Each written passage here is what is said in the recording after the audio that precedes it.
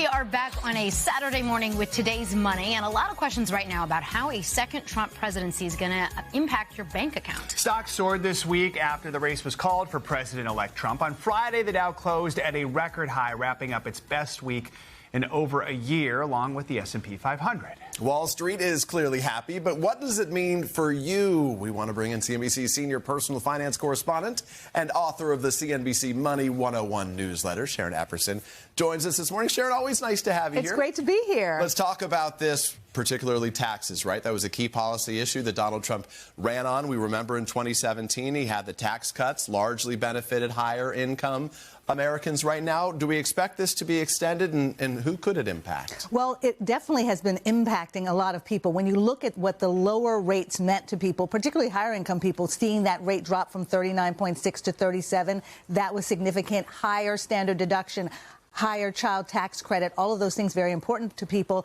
And some people concerned about that cap on the state and local property taxes of $10,000. That's something that he said maybe he'll rethink that. But many of the provisions he wants to extend, that's going to take approval from Congress. And we still have uncertainty about the House, whether that would be able to happen. But the thing that really may trip it up is the federal deficit, and we don't want to extend that or make that higher. So that's a lot to consider, even though Trump certainly wants to extend these 2017 tax cuts. And he's talked about no tax on tips, no tax on Social Security benefits. Again, Congress is going to have to weigh in. President-elect Trump also campaigned on tariffs. He says foreign countries will foot the bill. Critics say this is basically a tax on U.S. consumers. So what is the impact of tariffs? Well, the impact is it's basically a tax on imported products. And the idea is that this is going to bring, for U.S. industries, those products here. It will not undercut American companies. But a lot of CEOs are saying they're going to go to other countries to do this, even though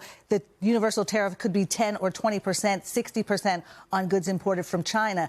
The issue is that it will, they hope, bring in federal revenue, but it could also raise prices for consumers. And the Tax Foundation says it could be as much as $1,200 on a household in terms of taxes if there's a 10% universal tariff, and a 20% universal tariff could mean as much as $2,000 extra in taxes for a U.S. household. So that's something to consider. So, Sharon, taxes, tariffs, we can't control that. No. Talk to us about some practical things that people can do right now that they do have control over. I think it's really important as you're listening to all this to think about your personal economy. Yeah. What can you do? What can you control? Yes. The first I like the missing money one. Well, that one we're going to get to, but really important to boost up that emergency fund, make sure that you're getting at least 4% or more interest on a high-yield savings account. Your retirement plan accounts, you can put more money in before the end of the year into pre-tax accounts or after-tax accounts for your 401k or an IRA. Missing money. You love it. I love it because I got my check this week. That's why I love it.